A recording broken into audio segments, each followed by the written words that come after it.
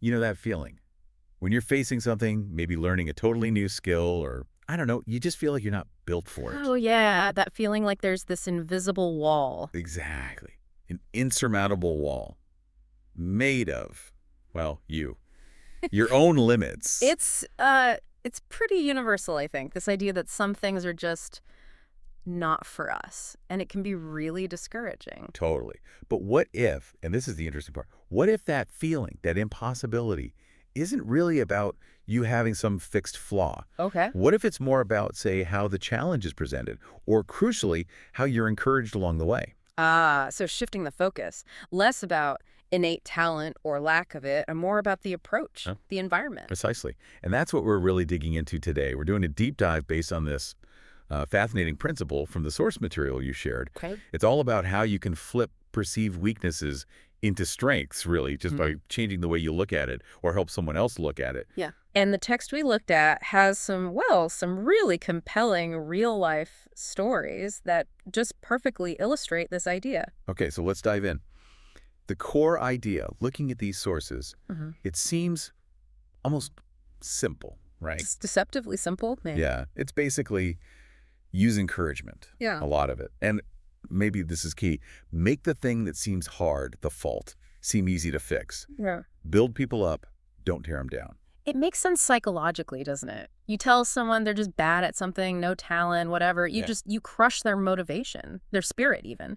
But if you flip that script, How so? well, you encourage them, you make the task seem less scary, maybe break it down, show you believe in them, you can unlock so much drive. And the first story in the text really brings this home. It's about a friend learning to dance. Uh-huh. He's 40, he's engaged, and he admit, he's a terrible dancer.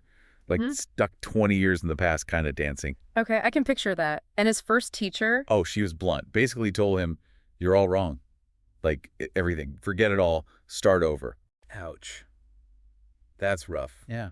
And he said it took the heart out of him. Killed any desire to try. So naturally, He quit. he quit. Makes total sense, right? You feel awkward already, then someone says everything is wrong, forget it. But then teacher number 2 comes along. Right. And this teacher, Yeah. look, maybe she wasn't being 100% honest, but she was smart about people. She took a totally different approach. What did she say? She apparently said something like, okay, his dancing was maybe a bit old-fashioned, right? But the fundamentals were all right. Ah, okay, so not a total write-off. Exactly. And then she assured him he wouldn't have any trouble learning a few new steps. See the difference? Yeah, huge difference. She validated something, didn't say all wrong, said he had the basics, and the task wasn't relearn everything, it was just add a few new things. Much less daunting. Totally. And she didn't stop there. She praised what little he did right, minimized all the mistakes, even told him he had a natural sense of rhythm, Wow. called him a natural-born dancer. A natural-born dancer. Really? Yeah. Now, the source is clear, right? He knew he was probably, let's be honest, a pretty bad dancer. And he knew she was getting paid, so maybe she was just being nice. But that's not the point, is it? No, the key insight, and it's right there in the text, is that even knowing it might not be totally true, he liked thinking she meant it. Exactly. And that feeling, that little seed of hope she planted with that encouragement, it changed how he felt inside. It gave him hope, belief. Right. And that hope, crucially, made him want to get better.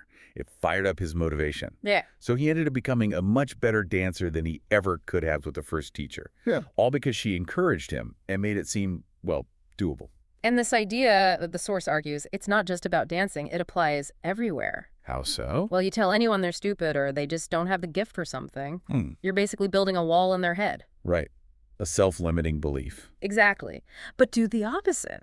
Be generous with encouragement, make the task seem easy, show you have faith in them, maybe point out some tiny undeveloped skill. Like a flare. Yeah, an undeveloped flair. And you can inspire them to practice like crazy, till the dawn comes in the window, as the text says, just to live up to that little bit of belief.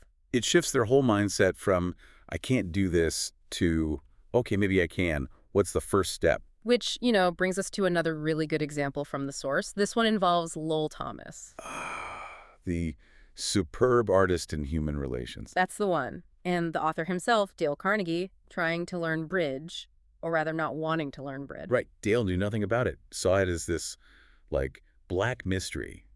totally convinced it was impossible for him. Zero interest, zero belief. And Lowell Thomas, what does he do? He doesn't agree it's hard. He uses this exact technique. He just says, "Why, Dale, it's no trick at all." Just like that. Downplays it completely. Completely. Says there's nothing to bridge except memory and judgment.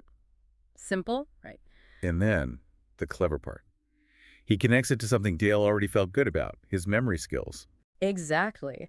Lowell points out Dale had written articles on memory, so he says, essentially, bridge will be a cinch for you. It's right up your alley. He links the scary new thing to an existing strength. Yeah. That's smart. It's really powerful, yeah. It takes someone's confidence in one area and kind of transfers it, suggesting it applies to this new, intimidating thing, too. And the effect, Dale says, almost before I realized what I was doing, boom! He's sitting at a bridge table. First time ever. Huh.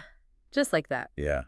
Not because someone convinced him bridge was logical or fun, but because he was told he had the right stuff for it, and the game itself was made to seem easy.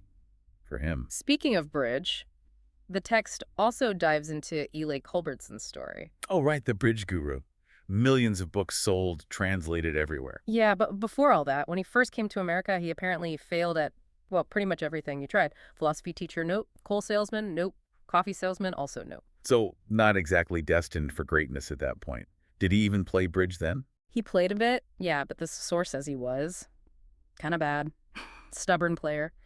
Asked way too many questions, endless post-game analysis. Apparently, nobody wanted to play with him. Uh-huh. So definitely not thinking of making it a career. Not even close. But then he meets and marries Josephine Dillon, and she's a bridge teacher. Okay. And she noticed something. Not his bad playing or stubbornness, but how carefully he analyzed his cards. She saw a potential strength. Exactly. And she didn't just notice it, she told him. Persuaded him he was a potential genius at bridge. A potential genius. Yeah. After failing at selling coffee. Yep. And Culbertson himself, looking back, it's in the source material, he said it was that encouragement and that alone that made him even consider making bridge his profession. Wow. Just that belief, that framing. It changed his whole life's trajectory. It wasn't magic. It didn't instantly make him good. But her belief acted like a spark, you know? It gave him the reason, the motivation to put in the work to become that potential genius. Okay, these are great examples, but the next story from the sources. This one feels, I don't know, even more profound. It goes way beyond games or dancing. It's about Clarence M. Jones's son, David. Yeah, this one really hits hard. David was 15 back in 1970, and he'd had a tough go. How so? Well, there was a car accident when he was young, left a bad scar on his head, parents divorced, and school. School was a real struggle. He spent most of his time in special classes, you know, for slow learners. I mean, the system had kind of labeled him, hadn't it? Because of the scar, maybe? Yeah, the administrators apparently decided he was brain injured, couldn't function normally. He was way behind 7th grade at 15, couldn't multiply, counted on his fingers, barely reading. It sounds like just a really difficult situation. Stacked against him. And socially, too, right? The source mentions kids calling him names. Horrible names, yeah, like Frankenstein, taunting him about his scar, saying his brains must have leaked out. Imagine dealing with that on top of the academic struggles. Just awful. But amidst all that, David had something he liked. He did. He loved fiddling with radios, TV sets, had this dream of being a TV technician. And his dad, Clarence, noticed this spark. He did. And he didn't just notice it, he encouraged it. And then, really cleverly, he connected that interest directly to the thing David desperately needed. Math. You want to fix TVs, you gotta know math. Pretty much. And Clarence decided, you know what, forget the labels, I'm going to help him get good at math. So what did he do? What was the plan? It was pretty straightforward, actually. Flashcards, 4 sets, multiplication, division, addition, subtraction. They did them every night. Okay. Rote learning? Well, yes and no. Correct answers went in one pile. Missed ones went in a repeat stack. Dad would give the right answer for the missed ones, patiently. Then they'd tackle the repeat stack again. But the key part wasn't just the drilling, was it? No, absolutely not. Yeah. The source emphasizes that Clarence made a big deal out of every single correct answer, especially the ones David got right from the repeat stack. Huge praise, constant celebration of tiny successes. Turning it positive. And he added a goal, right? Something with a stopwatch. Yeah, he timed every session. And he made a promise. The nightly practice would stop the moment David could get all the cards right, 0 errors, in under 8 minutes. Which David thought sounded impossible. That's the word used. He thought it was impossible. Okay, so you have this kid, labeled, struggling, thinks the goal is impossible. But his dad is breaking it down and celebrating every tiny step. What happened? The first night, 52 minutes. Wow. But then steadily it came down. 48 minutes, 45, 44, 41, under 40. And every single time it dropped, even a little bit. Big celebration, dad calls mom in, hugs, dancing a jig. Making it fun, making progress feel like a huge win. Exactly. It wasn't a chore anymore. It was this shared mission, this exciting game against the clock, fueled by positive reinforcement. And did he hit the goal, the under 8 minutes? He did. By the end of the first month, he was nailing all the cards perfectly in less than 8 minutes. Incredible. In just a month. Yeah. And something clicked inside David then. He made a tiny improvement, and suddenly he wanted to do it again. He discovered, and this is a quote from the source, the fantastic discovery that learning was easy and fun. That's the shift, isn't it?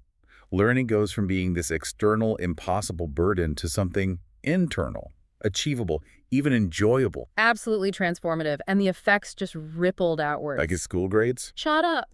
Especially algebra. The source dryly notes, it is amazing how much easier algebra is when you can multiply. He got a B in math. Never happened before. Wow. His reading got better fast. He started using other talents like drawing that maybe got buried under all the struggle before. And there was that science project, right? Well, yeah, the science exhibit. He picks this complex project on levers, needed drawing, models, and applied math, the very thing he couldn't do before. And how did that go? He won first prize at school, then third prize citywide. This is the kid they called brain injured.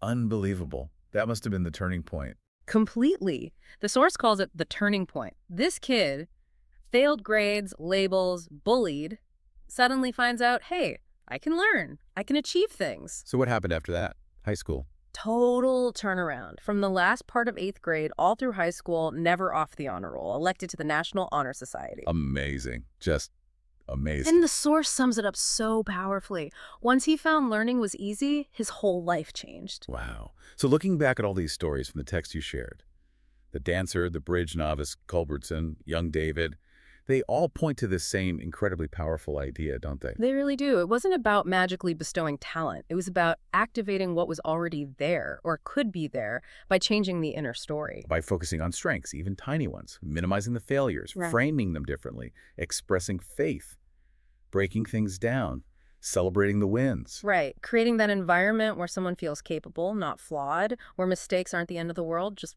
feedback. So thinking about this deep dive, what does this mean for you listening right now? Is there something you've avoided? A skill you think you just don't have? A challenge that feels way too big? How could you apply this principle to yourself? Find those small steps. Look for your own undeveloped flair. Celebrate your own tiny wins. Reframe, I'm bad at this, into maybe, okay, this part feels old-fashioned. What's one new step? And maybe think outwards too.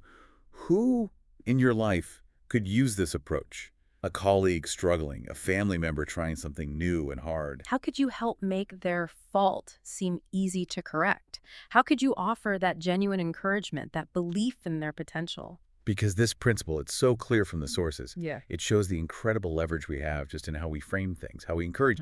It's not about ignoring problems, but about making the path forward seem possible, navigable. Yeah.